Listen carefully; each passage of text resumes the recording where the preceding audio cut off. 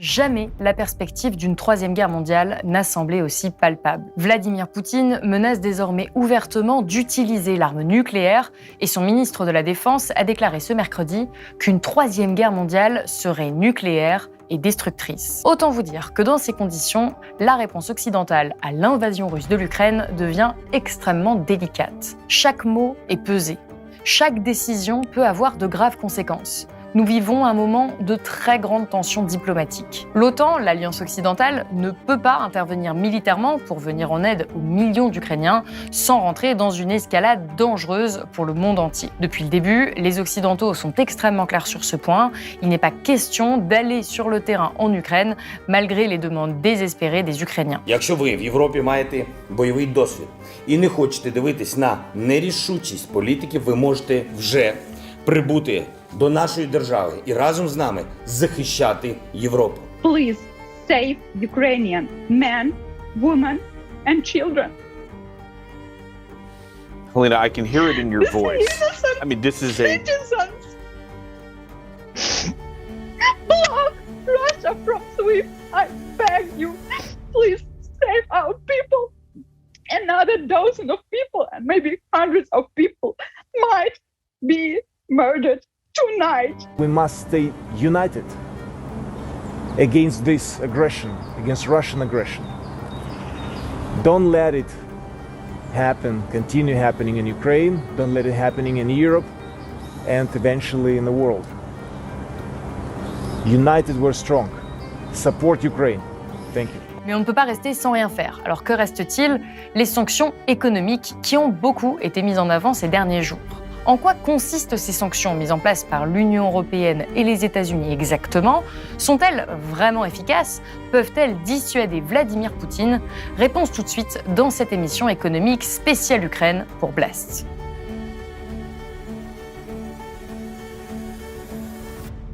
L'économie est devenue l'arme principale d'affrontement entre Occidentaux et Russes. La preuve en est avec ces déclarations de Bruno Le Maire mercredi. Nous allons livrer une guerre économique et financière totale à la Russie. Nous allons donc provoquer l'effondrement de l'économie russe. Des déclarations aux lourdes conséquences, puisque quelques heures plus tard, le vice-président du Conseil de sécurité de Russie a répondu sur Twitter en guise d'avertissement: « Faites attention à votre discours, messieurs. N'oubliez pas que les guerres économiques dans l'histoire de l'humanité se sont souvent transformées en guerres réelles. » Je vous l'ai dit, chaque mot peut avoir de graves retombées en ce moment. C'est pourquoi, dans la même journée, Bruno Le Maire est revenu sur ses propos. Il a déclaré « Le terme de guerre, utilisé ce matin sur France Info, était inapproprié et ne correspond pas à notre stratégie de désescalade. Nous ne sommes pas en conflit contre le peuple russe. » Pourtant, si les Français ont raison de faire très attention au choix du langage diplomatique, nous sommes clairement en conflit économique avec Vladimir Poutine. Fermeture des espaces aériens, gel d'avoirs, remise en question de liens financiers ou commerciaux, l'Europe et les États-Unis ont multiplié les annonces ces derniers jours afin de dissuader Moscou de poursuivre ses assauts. Pour l'instant, sans succès. Je vais donc essayer de revenir sur chacune d'entre elles pour que l'on puisse comprendre de quoi on parle exactement. L'une des premières sanctions a été prise 2 jours avant l'invasion russe, suite à la reconnaissance de l'indépendance des républiques séparatistes de l'Est de l'Ukraine par Vladimir Poutine. Le chancelier allemand a décidé de suspendre la procédure de certification du gazoduc Nord Stream 2. Rappelons que sa construction a coûté près de 10 milliards d'euros et que sa suspension a des conséquences économiques considérable pour la Russie comme pour les pays européens, en particulier l'Allemagne, qui comptait dessus pour accomplir sa transition énergétique. Autre sanction mise en place cette fois-ci après l'invasion de l'Ukraine, c'est la fermeture des espaces aériens. Les avions russes ne peuvent plus survoler les pays de l'Union européenne, mais aussi les États-Unis, le Royaume-Uni ou encore le Canada, la Suisse ou la Norvège. La Russie a de son côté riposté, évidemment, interdisant elle aussi son espace aérien aux compagnies de 35 pays européens et au Canada. Les vols de l'ensemble des compagnies aériennes sont impactés, doivent modifier leurs routes. Cela a un surcoût important puisque certains vols sont annulés et que les routes que les avions doivent emprunter sont plus longues et consomment donc plus de carburant. Une troisième sanction consiste à pénaliser certaines entreprises et les oligarques russes directement. Donc une poignée d'individus qui n'ont plus le droit de se déplacer comme ils le veulent et qui n'ont plus accès à leur argent dans certaines banques. De plus, ils ne peuvent plus tirer profit de leurs biens comme des yachts, les jets, les voitures de luxe et autres maisons de luxe.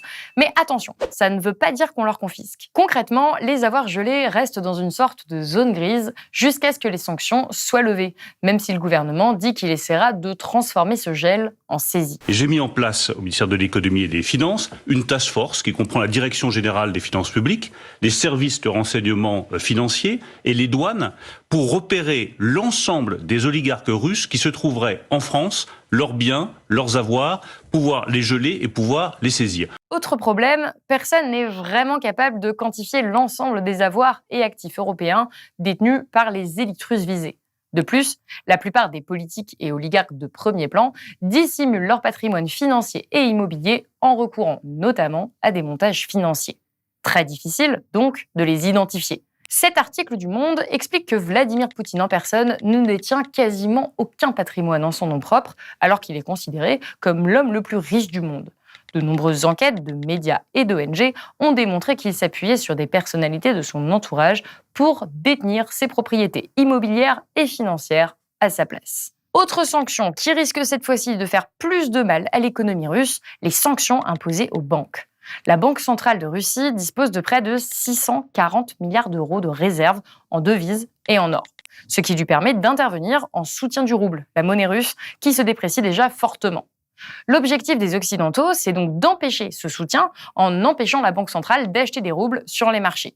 Cette sanction est couplée à une autre sanction de taille. Vous avez forcément entendu parler de l'exclusion des banques russes du système SWIFT. Le système SWIFT. Le système SWIFT. Le système SWIFT. Le réseau interbancaire SWIFT. SWIFT, certains l'appellent l'arme atomique financière. Il s'agit d'une forme de système de messagerie qui permet le traitement des transactions interbancaires dans le monde.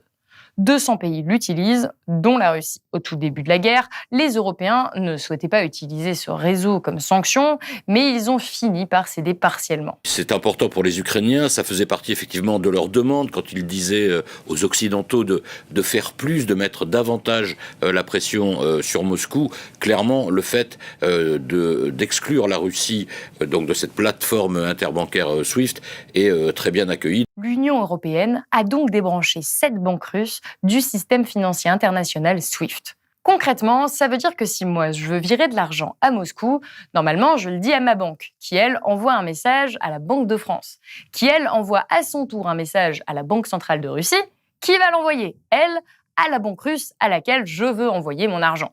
Tout ceci est normalement très rapide grâce à SWIFT. Mais là, on coupe ce système de messagerie. Et ça pénalise les banques russes. On peut en réalité encore faire des transactions, mais ce sera très long et très compliqué pour les banques exclues du système. L'objectif, c'est d'isoler les banques russes du reste du monde. De nombreuses banques russes sont touchées par ces sanctions, mais les sanctions ne sont pas totales. De gros établissements financiers sont épargnés notamment car ils hébergent les transactions liées aux hydrocarbures russes dont dépendent plusieurs pays européens. Enfin, certaines multinationales pétrolières ont été sommées par les gouvernements de cesser ou réduire leur collaboration avec la Russie, comme BP, Shell ou Equinor.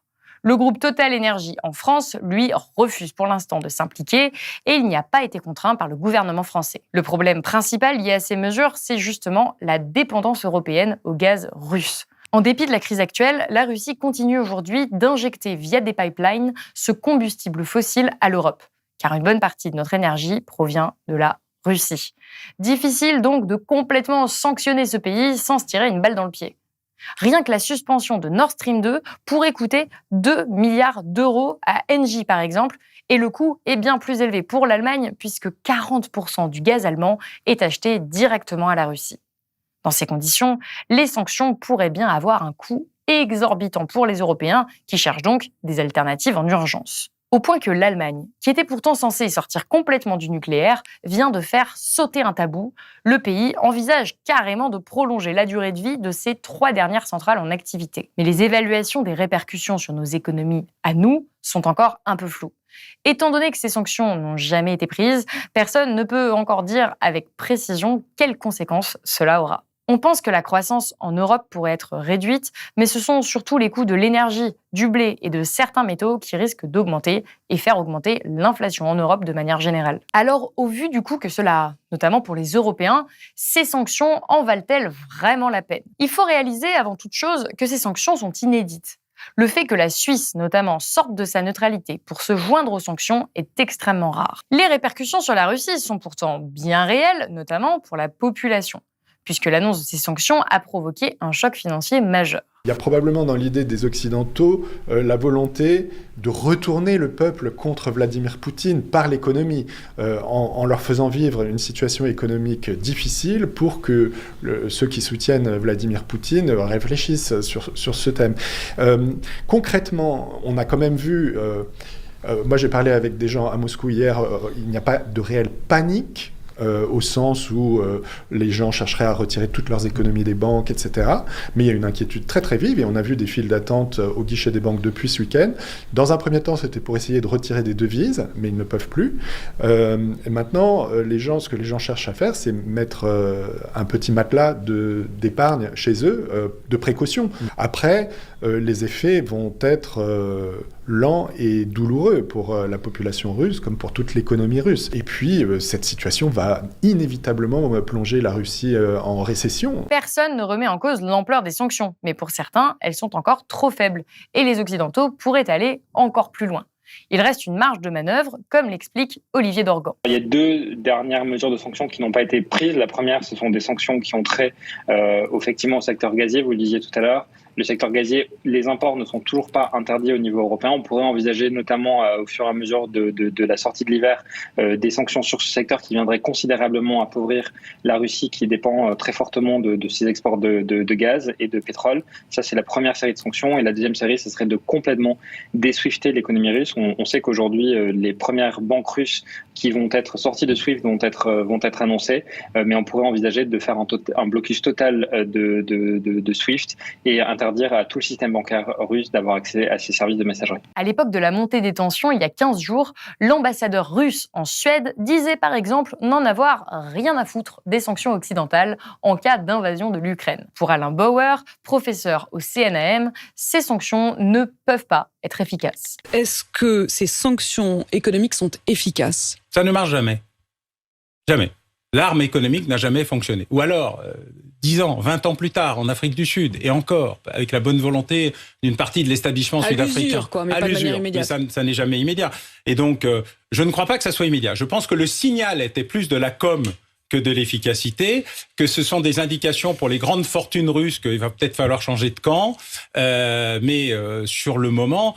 Dans un premier temps, ça renforce les sanctionnés. La Russie est sanctionnée depuis 2014, l'Iran est sanctionné depuis la nuit des temps. Enfin, tout ça n'a pas grande efficacité. Il y a une partie communication, c'est très important la communication en période de guerre. On le voit avec Zelensky et son petit téléphone. Donc, il a réussi à gagner la bataille de la com. Mais sur le fond, ça ne peut pas marcher tout seul. Et notamment avancer le fait que la Russie était préparée depuis 2014 aux sanctions occidentales. Ça aura un impact, mais en fait, ces sanctions était beaucoup plus anticipé par le régime et il y a une habitude dans la gestion de ce type de mesures, puisque la Russie a développé depuis 2015 un système alternatif qui permet de sécuriser tous les paiements sur le marché domestique et avec un certain nombre de pays partenaires, dont la Chine. Donc en fait l'impact de l'exclusion de SWIFT est beaucoup moins sévère que l'impact de la première mesure qui est le gel des avoirs de la Banque centrale. Ou encore, comme nous le montrait déjà ce papier de l'Université de Francfort il y a un mois, ces sanctions pourraient même être contre-productives car elles amènent les Russes à se tourner vers la Chine qui propose depuis peu une alternative à SWIFT. Cela aiderait donc la Chine à apprendre à contourner les potentielles sanctions occidentales. Voilà, c'est la fin de cette émission. J'ai essayé de vous exposer ici l'ensemble des sanctions et leurs potentielles retombées en fonction des différentes expertises que j'ai pu trouver et recouper. Vous l'aurez compris, il y a encore de nombreuses zones d'ombre autour des retombées de ces sanctions et les avis des experts divergent à ce sujet. En guise de conclusion, j'ai envie de vous partager une réflexion personnelle sur ce que m'inspirent ces sanctions. Elles ont été mises en place en un temps record face à l'urgence de la situation, face au nombre de vies menacées, face aux enjeux géopolitiques. On n'en connaît pas encore les retombées, Mais puisque les gouvernements les estiment indispensables, on trouve des moyens de les mettre en place. On s'attaque à l'équilibre commercial, à la finance, au secteur de l'énergie, au secteur aérien.